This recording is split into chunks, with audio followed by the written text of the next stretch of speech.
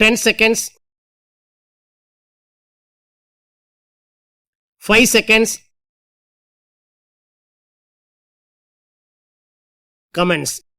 மாண்புமிகு பேரவைத் தலைவர் அவர்களே, மக்களே மக்களுக்காக மக்களால் நடத்தும் ஆட்சி மக்களாட்சி என்று கூறியவர் முன்னாள் அமெரிக்க குடியரசுத் தலைவர் ஆபிரகாம் லிங்கன் அவர்கள்.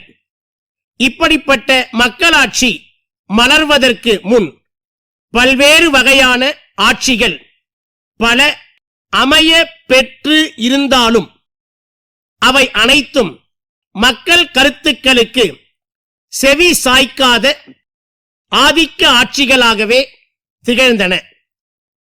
மிக அதிகமானவர்களுக்கு மிக அதிக நன்மையை பயப்பதுதான் உண்மையான மக்களாட்சி. இப்படிப்பட்ட மக்களாட்சி முறையை செயல்படுத்தும் மன்றம் சட்டமன்றம். ஓர் அரசாங்கத்தை தங்கு தடையின்றி நடத்தி பலதரப்பட்ட கட்சிகளின் கருத்துக்களை பெற்று மக்கள் பயன்பெறும் வகையில் சட்டங்கள் இயற்றி ஜனநாயகத்தின் இதயமாகவும் மூளையாகவும் செயல்படுகின்ற மன்றம் சட்டமன்றம். இப்படிப்பட்ட பெருமை வாய்ந்த வரலாற்று சிறப்புமிக்க சட்டமன்றத்தின் தலைவராக தாங்கள் ஒருமனதாக தேர்ந்தெடுக்கப்பட்டுள்ளீர்கள். தங்களுடைய தேர்வுக்கு எனது மனமார்ந்த மகிழ்ச்சியினையும் பாராட்டினையும் முதற்கண் தெரிவித்துக் கொள்கிறேன். இந்த அவையிலே ஆளும் கட்சியை சேர்ந்த உறுப்பினர்களும் இருக்கிறார்கள், எதிர்க்கட்சிகளை சேர்ந்த உறுப்பினர்களும் இருக்கிறார்கள்.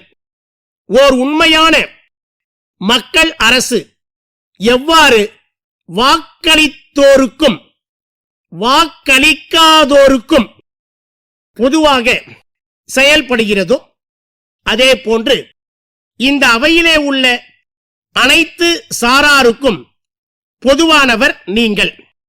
பேரவையின் மாண்பையும் கண்ணியத்தையும் பேரவை உறுப்பினர்களின் மதிப்பையும் பாதுகாக்க வேண்டிய பொறுப்பை மாண்புமிகு உறுப்பினர்கள் மாண்புமிகு பேரவை தலைவராகிய உங்களிடத்தில் ஒப்படைத்து இருக்கிறார்கள்.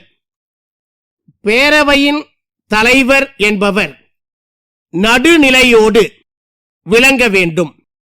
ஆளும் கட்சி உறுப்பினர் எதிர்க்கட்சி உறுப்பினர் என்ற வித்தியாசமின்றி தவறு செய்தவர்கள் யாராக இருந்தாலும் கண்டிப்புடன் நடந்து கொள்ள வேண்டிய பொறுப்பும் கடமையும் மாண்புமிகு பேரவைத் தலைவருக்கு உண்டு.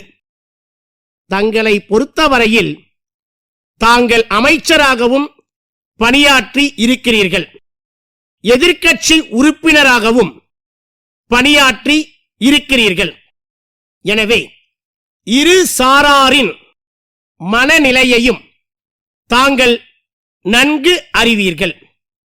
ஆளும் கட்சி சட்டமன்ற உறுப்பினர்களின் மனநிலையையும் எதிர்க்கட்சி சட்டமன்ற உறுப்பினர்களின் மனநிலையையும் நன்கு அறிந்துள்ள தாங்கள் பேரவைத் தலைவர் பொறுப்பினை மிக நல்ல முறையில் நிறைவேற்றுவீர்கள்.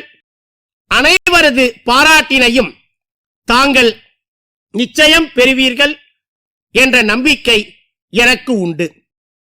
தமிழ்நாடு சட்டமன்ற பேரவை விதிகள், மரபுகள், நெறிமுறைகள் ஆகியவற்றை எல்லாம் அலசி ஆராய்ந்து சட்டமன்ற நடவடிக்கைகள் சீராக செம்மையாக அமைதியாக நடைபெறும் வகையிலும் சட்டமன்ற ஜனநாயக பண்புகள் நெறிமுறைகள் பேணி பாதுகாக்கப்படும் வகையிலும் இந்த அவைக்கு தாங்கள் பெருமை சேர்ப்பீர்கள் என்று நான் நம்புகிறேன்.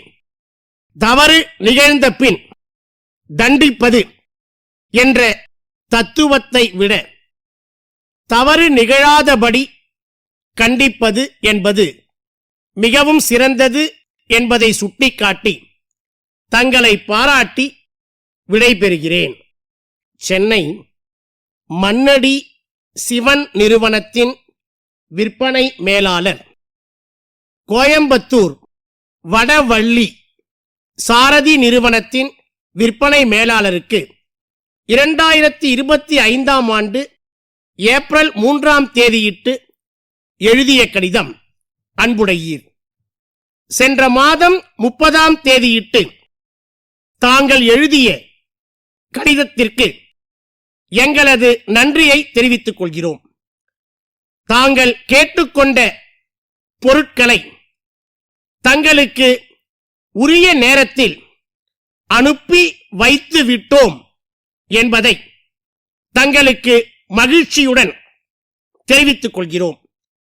அதே சமயத்தில் அந்த பொருட்களுக்கான பணம் எங்களுக்கு இன்னமும் வந்து சேரவில்லை என்பதை வருத்தத்துடன் தெரிவித்துக் கொள்கிறோம். எங்கள் நிறுவனத்தின் சார்பில் ஒரு சில வாடிக்கையாளர்களுக்கு மட்டுமே கடன் வசதி அளிக்கப்பட்டு வருகிறது. அப்படிப்பட்ட வாடிக்கையாளர்களில் தங்கள் நிறுவனமும் ஒன்று.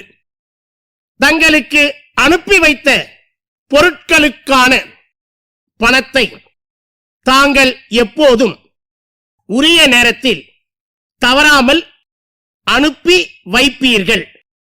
ஆனால் தற்போது பணம் அனுப்புவதில் ஏற்படும் கால தாமதத்திற்கான காரணம் என்னவென்று எங்களுக்கு தெரியவில்லை. எங்கள் நிறுவனத்திற்கு அளிக்க வேண்டிய தொகையை உடனடியாக அனுப்பித் தருமாறு தங்களை கேட்டுக்கொள்கிறோம். தங்கள் நம்பிக்கையுள்ள